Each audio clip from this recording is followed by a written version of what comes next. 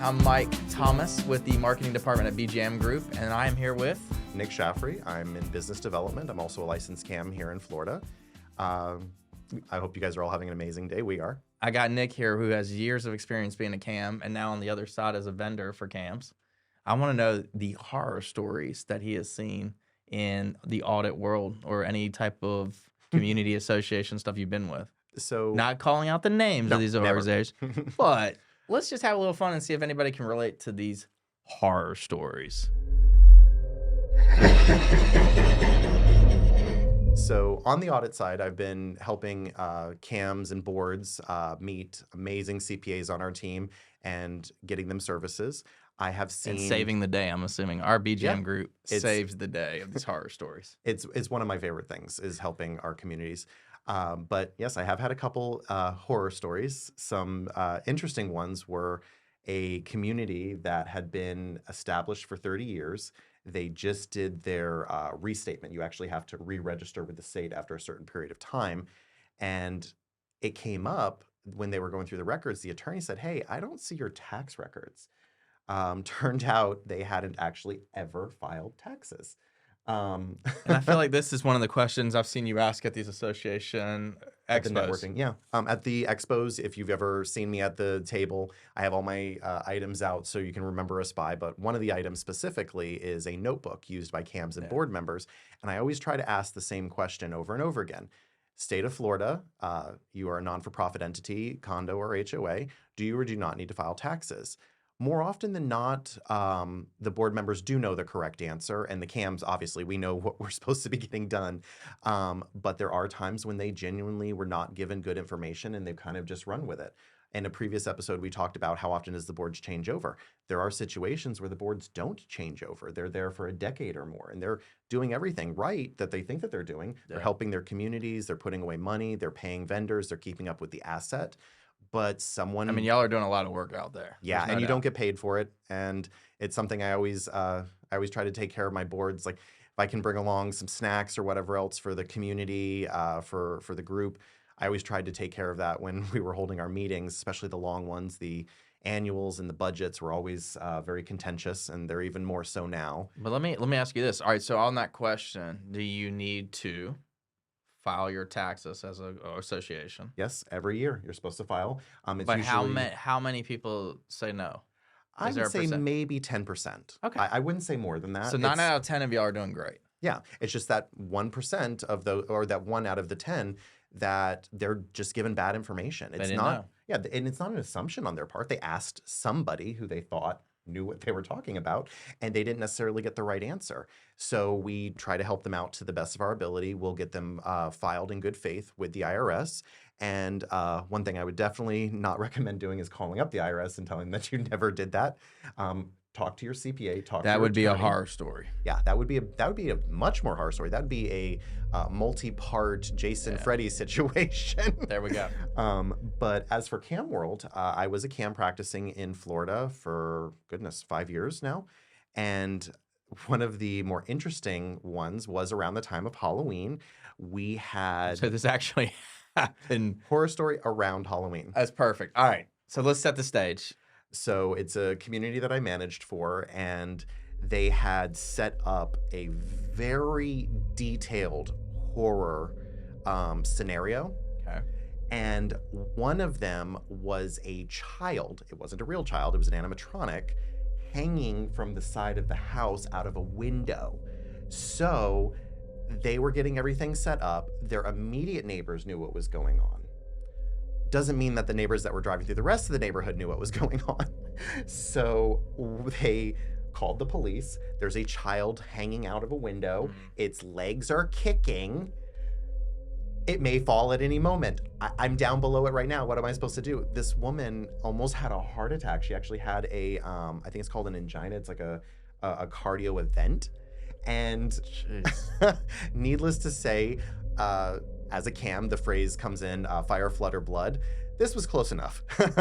I was over there on a... Wait, you guys say this, fire? Fire, flood, or blood. It's a phrase that the CAMs say with, if you're calling me after hours or on the weekend, that's it has to be something very serious. It's Fire, not flood, or blood. blood. It's not your neighbors are Dog went in the dog went bathroom. exactly on your yard. It's Yeah. something more serious. So I got the Save that for call. Monday. Yeah, I drove out Sunday afternoon over to this community, got the backstory, had to write an email to the association same day to get the information out there because Facebook and Nextdoor, it goes very quickly and gets the story out. You want to make sure you get ahead of everything and give them an official update of what's going on. Mhm. But yeah, that was one of my literal Halloween horror stories. All right, that is on Halloween or Yeah. about. So, all right, give me another horror story. Let's Not Halloween related. We actually just neighborhood association. Yeah, really. neighborhood association. We had an incident, we'll call it an incident, where this was actually Christmas. Everything revolves around holidays for you right now. They seem to get a little bit crazier around the holidays, Okay. the stuff that's going on. Cams, can you relate to this? Yeah. We had a synthetic Christmas tree that someone had put exterior lights on. They weren't LED lights, so they were getting pretty warm. Well, they didn't put a GFI on it or whatever else, and it had rained and it started a fire. There was some sort of a short. It lit the one front lawn almost completely up because Florida gets very dry at that time of year. It drained just enough to pop the lights. The tree caught fire. It landed over. It burned all the way down, and the angle everything was going at, there was a almost like a divot between the two properties. It burned down, and then it went back towards the preserve. Luckily, this neighbor next door caught the issue, started spraying everything down, called. That's the fire, flood, or blood we talk about. Yeah. That was a Saturday afternoon. I literally left my family, drove down to the property, which was almost an hour and a half away from where I was physically at, to talk to the local fire marshal, get yelled at by the local fire marshal, because apparently it's my responsibility to make sure they're using safe lights in their yards, and to get the situation under control. The homeowners showed back up. They were very apologetic.